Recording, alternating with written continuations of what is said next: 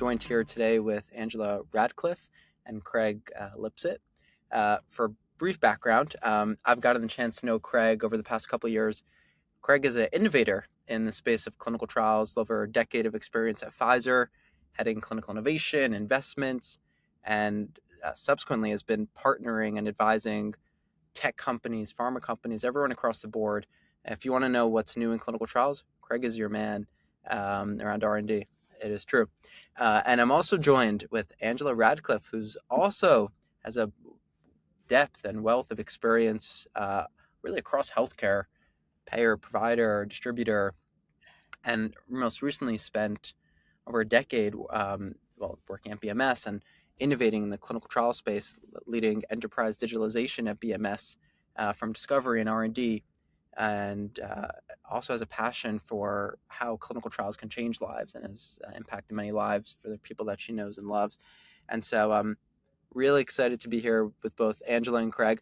Today, we're going to be talking about artificial intelligence in clinical trials, probably a topic that gets talked about a lot, but hearing from Craig and Angela provides a whole different depth and perspective and expertise that I'm just excited to personally learn about today and share with the world. And so thank you both for joining. And we're going to jump right in. I'll ask a big question to start it off.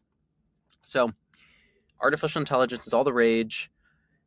How much is this hyper reality? I mean, you guys have been in the trenches operating clinical trials. Like, how much is this really going to change the way clinical trials are run? And how is artificial intelligence going to do so? Angela, we can start with you and then love to hear from Craig. Sure. Well, thank you. And thanks for having me on the podcast. Nice to be with you and Craig today. I would love to kind of start by saying, I think people who talk about artificial intelligence and what it's going to do in healthcare, they fall along a spectrum, right? On one end, they're the alarmists. On the other hand, they're the evangelists, the champions. I think I'm somewhere in the middle. I think I'm somewhere in the pragmatist to optimist realm.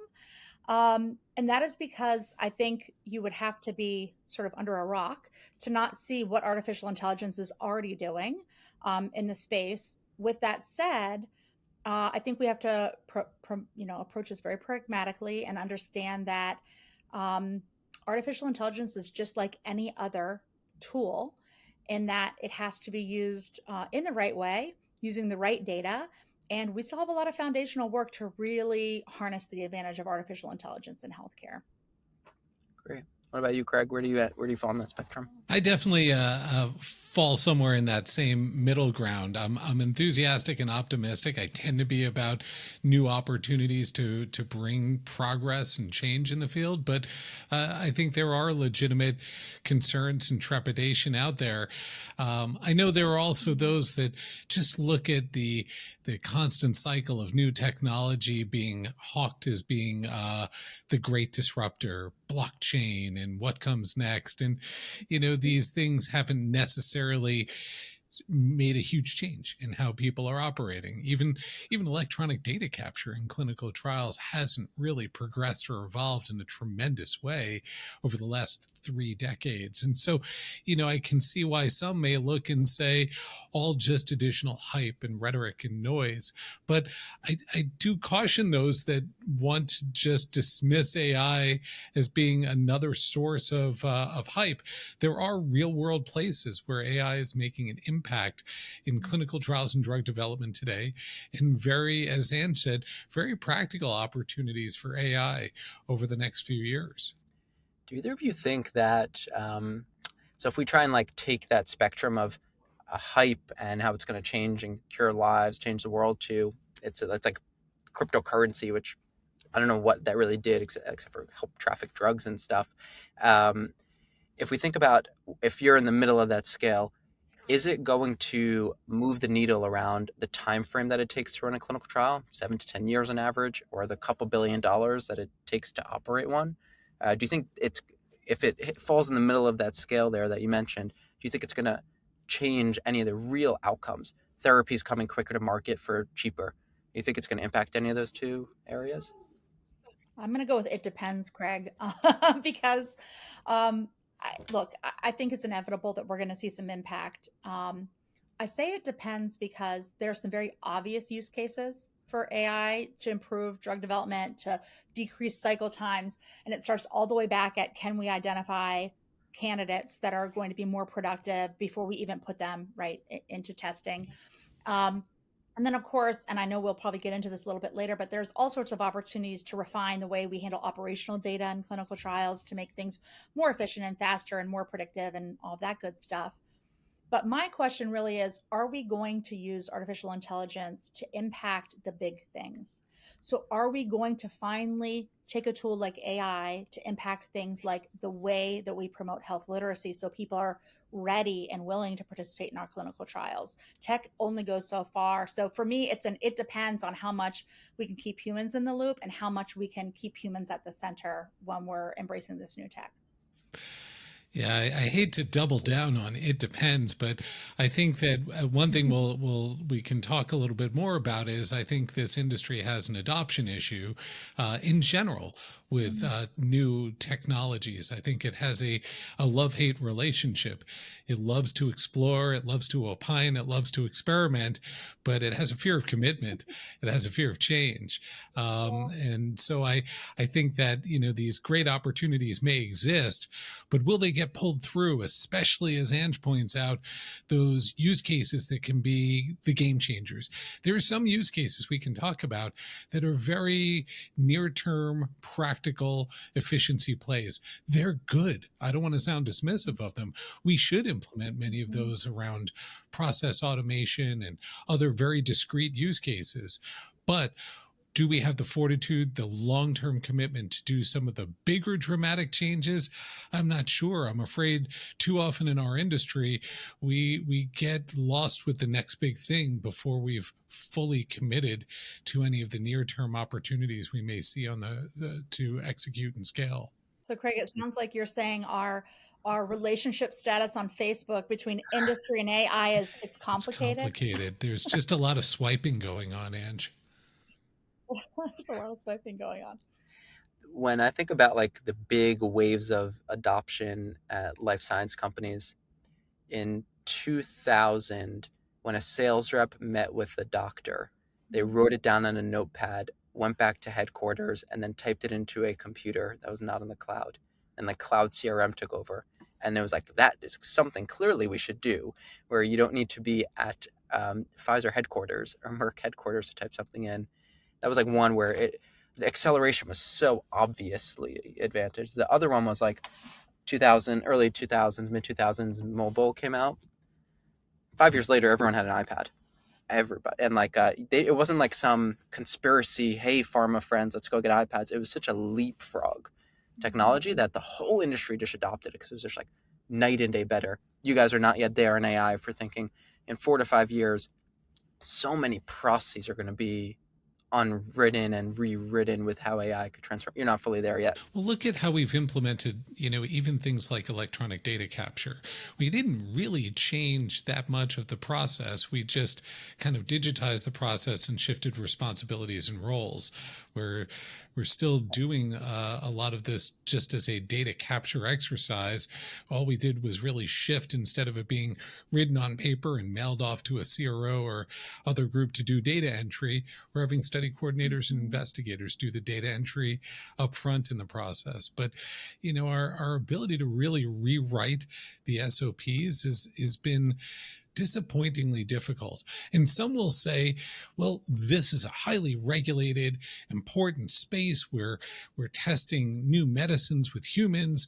We have important guardrails around safety and regulatory, to which I would question, we're testing cutting edge new science. And we're using legacy approaches as with the excuse of this being regulated and important. But we're taking a cell and gene therapy and introducing that in a human, and in many cases can't do the informed consent on a tablet. We have to give them a piece of paper.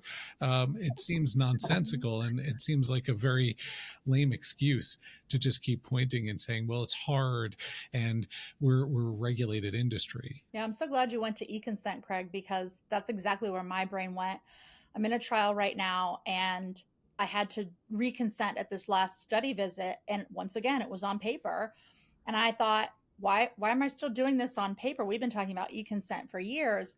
And I do think there's a disconnect between the way we think about the commercial end of the spectrum, Ariel, to use your example, and the development side of the spectrum, because the earliest places these use cases for AI are being adopted and already used on the ground to make a difference, it's in commercial. It is in the chat bots that are now being put on those iPads for our reps who are going to go into the field.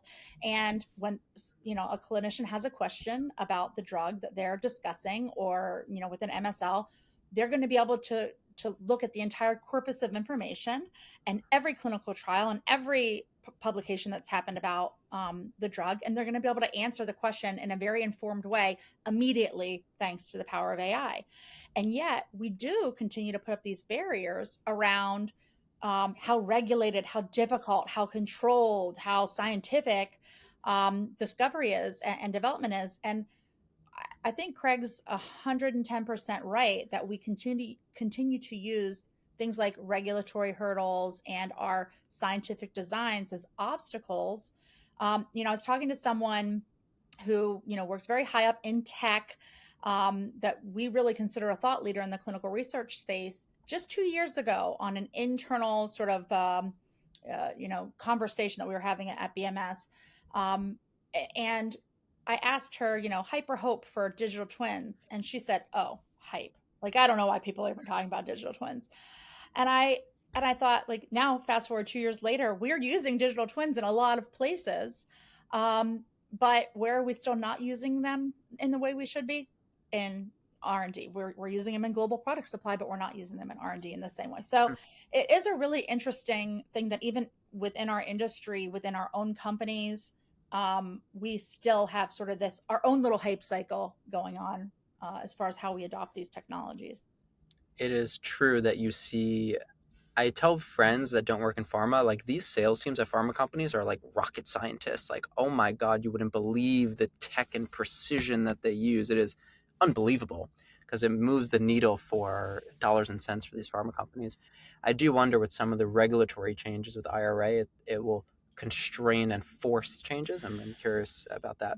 So you mentioned some processes that you think AI can help with during the drug discovery, clinical development, clinical operations part. For our viewers that are in the seats, VP of ClinOps at a pharma company, what should they be thinking about? Which processes do you think should be top of the list that you think this just has to be replaced with generative AI and some of the latest tech? I think we can think about the drug development process and really start to map in a lot of spaces for AI across that continuum, starting from the internal data-driven decision making that we have to make around portfolio decisions and prioritization, straight through to study design, planning, site selection, and recruitment strategy. All of those spaces are great because they're consuming a lot of diverse data and their internal decision making. Things get a little more complicated once the clinical trial starts to involve our shared economy with research sites and with patients and with regulators. So those upstream bits are ones we can more easily control and implement in our orgs. From that point, it starts to get a little more energy focused on how can we use AI as a part of our measurements and endpoint strategies? How do we use AI for different types of predictive analytics to monitor our trial performance for both quality and operations? And then the place that you were hitting on, how do we start to automate more within the context of the study, whether that's generative AI for narrative authoring or other types of regulated document creation, patient support in our trials using generative AI, or, as Ange was hitting on earlier, some much more aspirational opportunities such as digital twins, synthetic data that we can start to create. I think that for a lot of ClinOps leaders today, a great starting place is just around process automation, especially back-end processes, especially things that are happening within your house or together with your CROs. It gets a little more complicated and takes a little more commitment to make these these opportunities really scale and implement when we're working with our sites and with regulators. So start internally and start looking at your own in-house processes. But if you really want to get the big lift, if you really want to drive the bigger change and opportunity, you really need to start looking at opportunities like synthetic data, digital twins, and these longer bets that are really going to change the game in terms of the unit economics of drug development, require fewer patients and less time to get the job done. Yeah, one of our mutual friends, Malin Kim Kolkar, he who's spent plenty of time in pharma and out in the startup world, he said something really insightful. I think that follows on to what you just said, Craig, which is let's also be really discerning right now. And I'm paraphrasing him, but let's be really discerning right now about where we choose to use artificial intelligence versus where we actually follow through on some of the tools we've already had, like RPA. So if we weren't willing to use low code, no code software before, maybe let's try that now before we go crazy trying to create some AI process for this. Or, if there's an opportunity to do some sort of, process automation, is AI really the place to do that? Well, it's a great proving ground and opportunity to take the foundational skills we have and prepare ourselves for AI. But there are a lot of these things we could have already solved with some of the tools we already had pre-AI. So let's be discerning about where we unleash this new exciting frontier of AI. So we spoke about how you're both like on the scale of hype to reality, somewhere in the middle.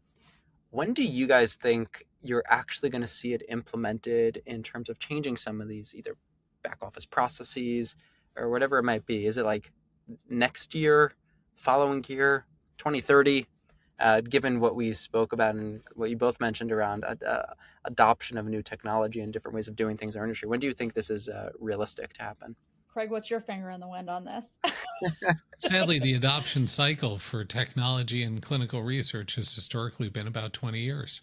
When we look at electronic data capture, mobile tools, ePro, eCOA, and all the like, areas like decentralized trials saw the adoption cycle compressed because of an event. Right, the pandemic was an event that was a forcing function. Now, the question today is, are there real forcing functions, as you hint at, like the IRA and changing the reimbursement landscape? Is that enough of a forcing function on drug development and DevOps organizations to change how they're operating? So far, I'd say no. So far, the forcing function has been headcount reduction and cutting investments in near-term IT spend rather than doubling down on those near-term investments to see them push through and to realize the benefits. So I'm honestly not sure. It's not going to be 1, 3, or 5 years in this industry unless there's a real event that drives dramatic change. I think the only other way to drive rapid adoption is to find those strategies that we can demonstrate and prove their impact of these approaches outside of pharma, show its validation, show that it can actually work. Now, what does that mean? We can't just rely on small biotech to implement these things. It's that most biotech companies don't have the internal resource and wherewithal to do that. And so what might be the other allies? Is it going to be advocacy groups that have a very different risk tolerance and can have the capital to support development today? What are the other entities that will rise up and start to accelerate and demonstrate that we can use these approaches in a meaningful way and then bring that back into pharma as something that's seen as de-risked? I think that's really insightful, as always, Craig. I sort of feel like, to your point, one of the places we're going to see the earliest traction is investment preservation opportunities. So when you're in that cost cutting mode, you're not in tackle, you're not going out and trying the new things and spending the money on pilots and all of that good stuff. You are trying everything in your power to preserve the investments you've already made and level those up so you can get more value out of them. So I think we might see some IT teams, digital innovation teams, et cetera, doubling down on the investments they've already made and existing tech that we should have already adopted, some of the stuff like e-consent and then some of the new features in the different, eCOA platforms, et cetera, and looking to use AI as a blocking strategy to say, hey, we made this good investment and we can get more out of it for you now because AI is now improving what we've given you. So the things you didn't like about some of these things that stopped adoption, well, maybe we can fix that for you now. So I don't think that that's actually maybe the best use of our time and money, but I do think that sort of a block, a preserve investment strategy is when we might see sort of creep out and help us get our arms around what the real impact could be if we were willing to truly invest and adopt in some of these solutions. I hope it's not 20 years. I hope it's not 20 years. It's great. That would be crazy if it's 20 years. It would be such a laggard in terms of like the world order of industries if it takes that long, even if it takes 5 or 10 years. There's a societal pressure that I think we'll start to see here, Ariel. I think that patients and other groups have more voice, more visibility, more access to resources than ever before. In the past, we could be laggards with adoption because there really wasn't much accountability. There really wasn't much oversight, visibility by stakeholders like patients. I think that's different today, and hopefully that will help to create pressure that this industry hasn't necessarily had to drive, adopt, and change. The perspective that I have is when I go and talk to these pharma companies, half of the big, especially top 20, half of them are trying to hire people to work on generative AI in-house. And then when I talk to different tech companies, Microsoft or Google or startups, they're trying to do the same thing. I'm curious, in the next 5 to 10 years, who's going to bring the adoption? Is it a pharma company building up the technical expertise to build it themselves? Is it a tech company going to do it? Is it a consult? Like, who's actually going to make this change happen? I'm curious what you guys believe. I'm sort of split on this one because I've come from a company that is hiring their experts and trying to upskill their entire, enterprise on the use of AI. And then I have friends who work in other organizations who went that route and they've already abandoned that approach. I do think we're going to see collaboration and partnership prevail in the next few years on all levels, because I think that we're starting to realize to survive in this new environment, one where patients are much more in control, as they should be, that pre-competitive intelligence sharing and partnership where we take someone's expertise and pair it up with someone else's expertise. There's a couple of different schools of thought, but I think a lot of people believe, look, pharma should do what pharma is good at. Like, let's discover drugs, let's do the science, and let tech do what tech is good at. And I'd love to see us get away from this argument that has played out, off and on in our social media streams, et cetera, around, isn't it great that, these tech driven healthcare initiatives have failed? We've told them healthcare was hard. They didn't listen to us. Ha ha ha ha ha. They failed. How about we take those two types of expertise and merge them together and take the best of the best, instead of sort of not rooting for the other to succeed, which unfortunately has been, really out there in our environment lately. Ariel, I've got smart friends out there and pharma companies that are maybe following a certain strategy. For the life of me, I cannot understand why any pharma company would build versus buy in any space where there's either an existing capability or there is a very, very well-funded company that is focused on that algorithm and measurement as their exclusive product in the space. I think that if there's truly nothing, if a company does the landscape assessment and there's a dearth of a certain type of algorithm or tool, then they may have to build. Even then, they should not build with the expectation that they're going to own that and manage it in the long term. It needs to be done with a very short-term mindset and then get it out and figure out how to partner and transition that work. But companies today, pharma companies that are of the mindset that they could build portfolios of algorithms and maintain those as competitive assets in the long term, I think you're nuts. Companies that are well capitalized, that are leveraging far more diverse data resources across different sponsor organizations, are much better poised to be the long-term winners in those spaces. I don't know if it's just the belief that algorithms are easy, or it's the belief that they are smarter because they're more embedded with the operations. But it's a great short-term mindset. But for companies that are doing that, thinking that's their long-term play, I really think that's going to prove to be a mistake. So you heard it here first. You're nuts if you're trying to build it in-house. I agree with that, by the way. If a company has $100 million and all they're doing is focusing on one algorithm and have hundreds of people doing it, it's tough for anybody in the world to compete against that. So we spoke a lot about the potential benefits. What are the risks here? What's behind the corner? What's the skeleton in the closet that, again, you're a VP of ClinOps, ClinDev, head of feasibility. What should you be worried about when it comes to artificial intelligence in clinical trials? I think we're still sitting on a mountain of unfair data. FAIR being the acronym, right, for findable, interoperable, accessible, and reusable, or FLAIR if you throw lineage in there now, apparently.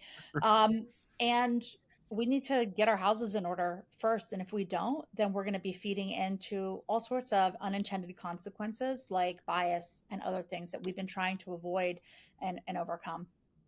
So well said. And by the way, flare data, I like that. It has a certain office space suspenders with how much flare data I can wear when I'm running my study. Right. But I think that's this intersection of, in so many companies today, there's been this momentum about patient inclusion and making patients a part of their work and patient centricity. And in parallel, there's this energy around data science and AI. And I feel like they're running on different tracks, and they're going to keep diverging, and we have to force these tracks to come back together. I think very naturally they're going to move in potentially opposite directions. And so when we're talking about equity and transparency, when we're talking about making sure we're leveraging data that was equitably sourced and represents the diversity of the stakeholders we need to engage, I think that takes effort and forces us to bring those rails back together. Very insightful. I love that. Okay, so you heard it here first. We are somewhere on the hype and reality scale, somewhere in the middle. Unfortunately, our industry has taken a while to adopt technology, and so there's a healthy skepticism around it. If you're looking to go and do it yourself, find a good partner. It'd be tough to maintain it long-term internally, and we need to make sure we all the various interests of stakeholders, patients, patient advocacy groups, physicians, are representative when we're building AI here. And so I just want to thank Craig and Angela for sharing their insights. Hopefully the listeners learned a lot. I know I did from this. And so thank you so much for joining and sharing today.